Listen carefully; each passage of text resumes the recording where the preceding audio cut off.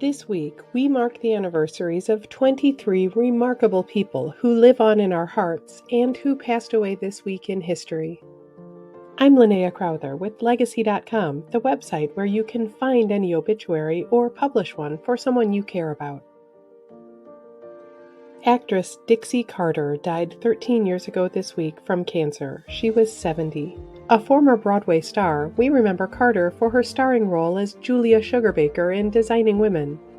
She was also nominated for an Emmy for her role on Desperate Housewives and co-starred in the legal drama Family Law. Actor and retired Marine R. Lee Ermey died 5 years ago this week at 74 from complications related to pneumonia. He became a Hollywood icon, playing military men modeled after his own real life as a Marine drill instructor.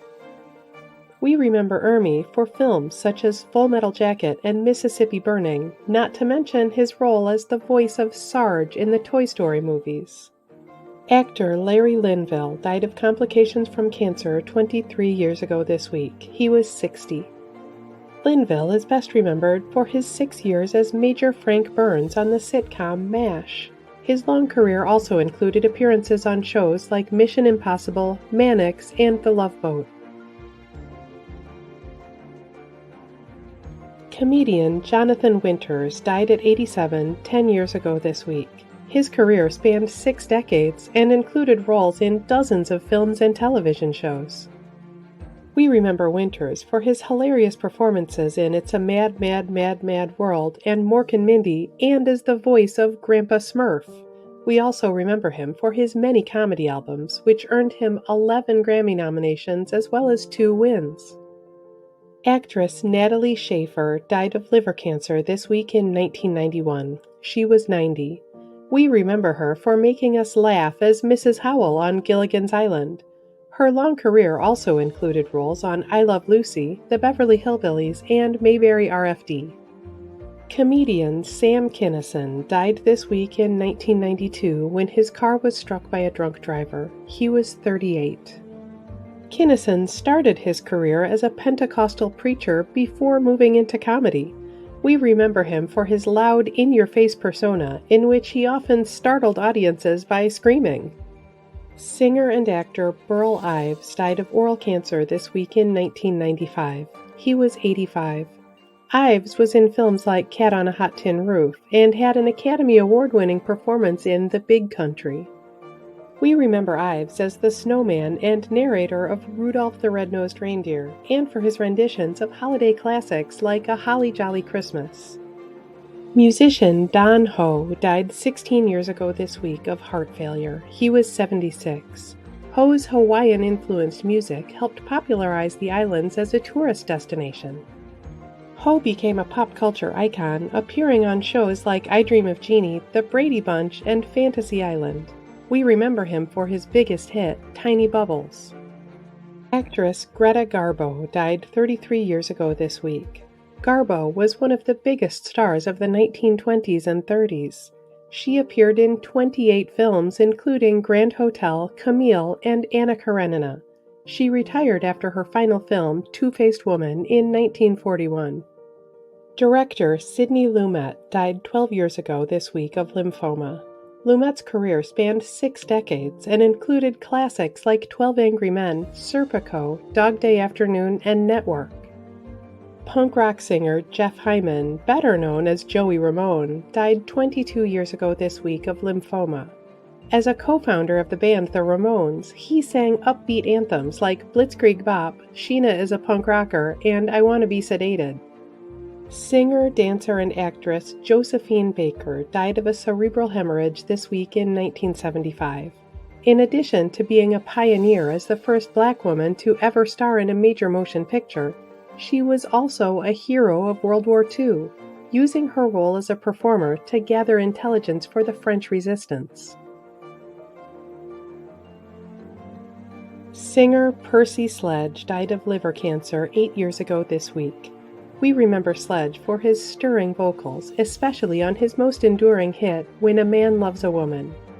Singer Eva Boyd, better known as Little Eva, died 20 years ago this week of cervical cancer. She was 59.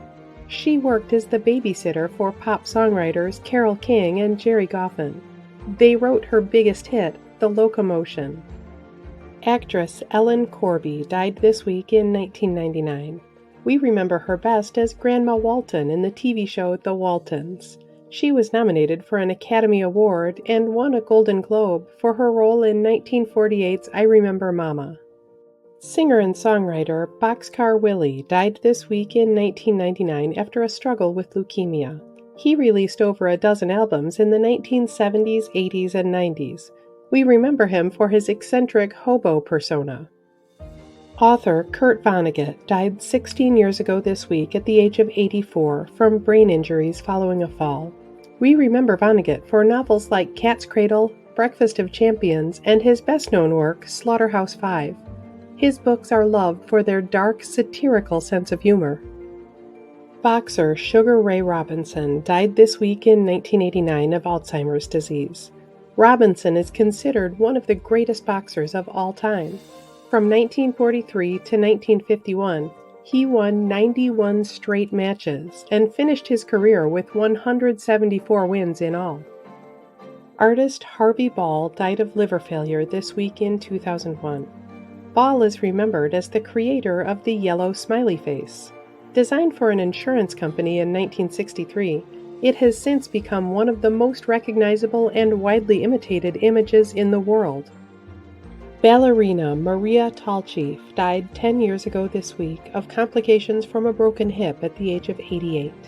The first Native American prima ballerina, she helped put the U.S. at the forefront of the international dance community. Musician Phil Ochs was just 35 years old when he died by suicide this week in 1976. One of the best-known protest singers of the 1960s, he spoke out against war with songs including I Ain't Marching Anymore and Draft Dodger Rag. Actress Dolores Del Rio died 40 years ago this week at the age of 78 of liver failure after suffering from cirrhosis. She got her start during Hollywood's silent era and became famous in movies including Bird of Paradise and Flying Down to Rio. Later, she returned to her native Mexico and became a major figure of the golden age of Mexican cinema.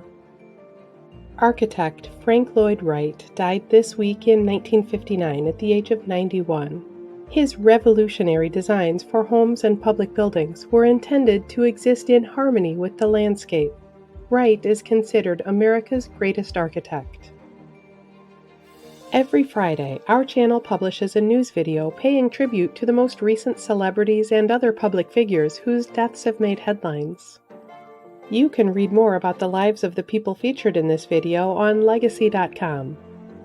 At Legacy.com, any family can publish an obituary in honor of a loved one's memory online and in local newspapers everywhere. Just visit Legacy.com and select your local community. You can also follow Legacy.com on Facebook and subscribe to our channel on YouTube to stay up to date on national news deaths.